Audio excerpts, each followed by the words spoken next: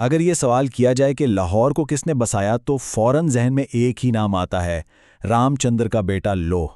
لیکن کیا یہ بات واقعی سچ ہے؟ کیا تاریخ بھی یہی کہتی ہے؟ آج ہم لاہور کی بنیاد کی اسی گتھی کو سلجھانے کی کوشش کریں گے جو صدیوں سے تاریخ کی کتابوں میں الجھی ہوئی ہے۔ تو پھر اصل سوال یہ ہے کہ لاہور کا بانی تھا کون؟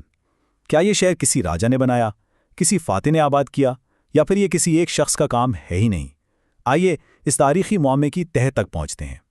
اچھا، تو سب سے مشہور جواب یعنی رام چندر کے بیٹے لوہ والی کہانی دراصل ایک افسانے سے زیادہ کچھ نہیں۔ تاریخی طور پر اس دعوے میں کوئی وزن نہیں۔ تو اگر لاہور کا بانی لوہ نہیں تھا تو پھر کون تھا؟ ہماری تحقیق شروع ہوتی ہے کچھ بہت پرانے شاہی دعوے داروں سے۔ یہ وہ پہلے نام ہیں جو تاریخ کی کتابوں میں لاہور کے بانی کے طور پر ملتے ہیں، اور یہی ہمارے لیے پہلے سراغ ہیں۔ پہلا نام ہے راجا پریکشت کا۔ سن 1045 کی ایک پرانی پارسی کتاب تحفۃ الواصلین میں لکھا ہے کہ لاہور کی بنیاد دہلی کے پانڈو راجاؤں کی نسل سے راجا پریکشت نے رکھی۔ لیکن اس میں کئی مسائل ہیں۔ ایک تو یہ کہ اس کا کوئی ٹھوس ثبوت نہیں، دوسرا یہ کہ تاریخ میں 2 پریکشت گزرے ہیں تو کون سے والے، اور سب سے بڑا سوال، کیا وہ کبھی پنجاب آئے بھی تھے یا نہیں؟ اگلا نام ہے چچ بن بھنڈارا کا۔ 12ویں صدی کے ایک مورخ فخر مدبر نے انہیں لاہور کا بانی کہا۔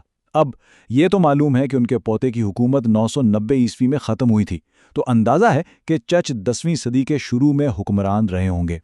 لیکن زیادہ تر ماہرین کا ماننا ہے کہ لاہور تو اس سے بہت پہلے ایک بستی کے طور پر موجود تھا۔ تو ہو سکتا ہے چچ نے شہر کو ایک باقاعدہ شکل دی ہو مگر اس کی بنیاد نہیں رکھی۔ اب آتے ہیں اس سب سے مشہور دعوے کی طرف جس نے باقی سب کہانیوں کو پیچھے چھوڑ دیا ہے، یعنی رامائن کے ہیرو رام چندر کے بیٹے لوہ کی کہانی۔ آئیے دیکھتے ہیں کہ اس افسانے میں کتنی حقیقت ہے۔ یہ دعویٰ سب سے پہلے 1695 میں اورنگزیب کے دور حکومت میں مورخ سجن رائے نے اپنی کتاب خلاصۃ التوارخ میں کیا۔ انہوں نے بس اتنا لکھا کہ لاہور کو رام چندر کے بیٹے لوہ نے آباد کیا، اور بس اسی ایک جملے نے ایک پوری داستان کو جنم دے دیا، اور اس کے بعد آنے والے مورخین اسی بات کو دہراتے چلے گئے۔ لیکن ذرا سوچئے، کیا صرف نام کا ایک جیسا ہونا کسی تاریخی تعلق کو ثابت کرنے کے لیے کافی ہے؟ لو اور لاہور مان لیا کہ سننے میں ایک جیسے لگتے ہیں، لیکن کیا صرف اسی بنیاد پر تاریخ لکھی جا سکتی ہے؟ تاریخ کو ثبوت چاہیے، صرف ملتی جلتی آوازیں نہیں۔ اور یہاں ایک اور بہت دلچسپ حقیقت سامنے آتی ہے۔ دنیا میں صرف ایک لاہور نہیں ہے۔ خیبر پختونخوا میں سوابی اور مالا کھنڈ میں لاہور نام کی بستیاں ہیں۔ سوات میں لاہور ہے، مردان میں لاہور پہاڑی ہے، افغانستان اور ایران میں بھی لاہور نام کی جگہیں ہیں۔ حد تو یہ ہے کہ فرانس میں ایک دریا اور امریکہ کی ریاست ورجینیا میں بھی ایک لاہور آباد ہے۔ تو کیا ان سب کو بھی لوئے نے ہی بسایا تھا؟ ظاہر ہے نہیں۔ یہاں ایک اور بہت اہم غلطی ہوتی ہے۔ اکثر لوگ شہر کے بانی اور شہر کے فاتح میں فرق نہیں کرتے۔ کچھ بہت طاقتور حکمرانوں نے لاہور کو فتح کیا، اسے دوبارہ تعمیر کروایا، لیکن اس کا یہ مطلب نہیں کہ انہوں نے اس کی بنیاد رکھی تھی۔ تو یہ نقطہ سمجھنا بہت ضروری ہے۔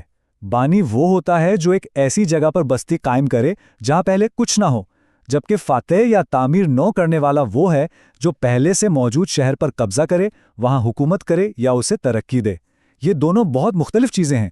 سلطان محمود غزنوی کی مثال لیتے ہیں۔ انہوں نے 1021 عیسوی میں لاہور فتح کیا، لیکن جب وہ یہاں پہنچے تو ایک آباد شہر تھا، یہاں ایک قلعہ بھی تھا اور ہندو شاہی خاندان کی حکومت بھی قائم تھی۔ محمود نے لاہور کو سیاسی اہمیت ضرور دی، مگر کسی شہر کو فتح کرنا اسے بسانے جیسا نہیں ہوتا۔ اسی طرح ملک ایاز جو محمود غزنوی کے گورنر تھے، ان کے بارے میں بھی بانی ہونے کا دعویٰ کیا جاتا ہے۔ شاعر خیر اللہ فدا نے 1742 میں اپنی شاعری میں انہیں بانی کہا، لیکن شاعری تاریخ نہیں ہوتی۔ خود سجن رائے نے لکھا ہے کہ ایاز نے شہر اور قلعے کو پکی اینٹوں سے دوبارہ تعمیر کروایا۔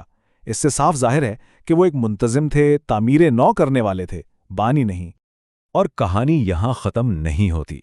لاہور کی بنیاد کے بارے میں نظریات کا ایک نہ ختم ہونے والا سلسلہ ہے، اور ہر نظریہ اس معمے کو مزید گہرا کر دیتا ہے۔ آئیے ان پر ایک تیز نظر ڈالتے ہیں۔ ایک دعویٰ تو یہ بھی ہے کہ سکندر اعظم کے کسی گمنام غلام نے لاہور بسایا۔ یہ بات 1834 کے ایک سفر نامے میں ملتی ہے، مگر اس کے علاوہ اس کا کوئی اور تاریخی حوالہ نہیں ہے، تو یہ دعویٰ بھی مسترد۔ پھر 1933 میں ایک نظریہ سامنے آیا کہ بھٹنڈا کے براہمن راجاؤں نے اسے آباد کیا۔ لیکن یہ نظریہ بھی ایک تاریخی غلط فہمی پر مبنی تھا، جس میں ہندو شاہی بادشاہوں کو کسی اور خاندان سے ملا دیا گیا تھا۔ 1962 میں ایک اور ہی عجیب دعویٰ کیا گیا کہ لاہور کو عراق سے آنے والے ہوری نامی ایک آریائی قبیلے نے بسایا تھا، لیکن اس کی حمایت میں بھی کوئی آثار قدیمہ کا ثبوت آج تک نہیں مل سکا۔ 1977 میں ایک اور نام پیش کیا گیا، دلی کا راجہ لوہ چند۔ مسئلہ صرف اتنا ہے کہ دلی کے بادشاہوں کی کسی بھی مستند تاریخی فہرست میں اس نام کا کوئی راجہ ہی نہیں ملتا۔ اور آخر میں 1979 کا ایک نظریہ جو ملستان کے ایک مقامی راجہ لوہ کو بانی قرار دیتا ہے۔ اس میں 260 سے 290 عیسوی کی تاریخ دی گئی، لیکن تمام شواہد بتاتے ہیں کہ لاہور کی تاریخ اس سے کہیں زیادہ پرانی ہے۔ تو اتنے سارے دعووں، کہانیوں اور نظریات کو کھنگالنے کے بعد ہم آخرکار حتمی فیصلے کی طرف بڑھ رہے ہیں، ایک ایسا شہر جس کا کوئی ایک بانی نہیں ملتا۔ تو ان تمام دعووں کے بعد اصل کہانی کیا ہے؟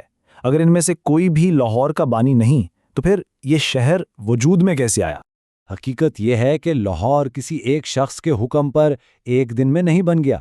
یہ ہزاروں سال کے دوران وقت کے ساتھ ساتھ خود پروان چڑھا ہے۔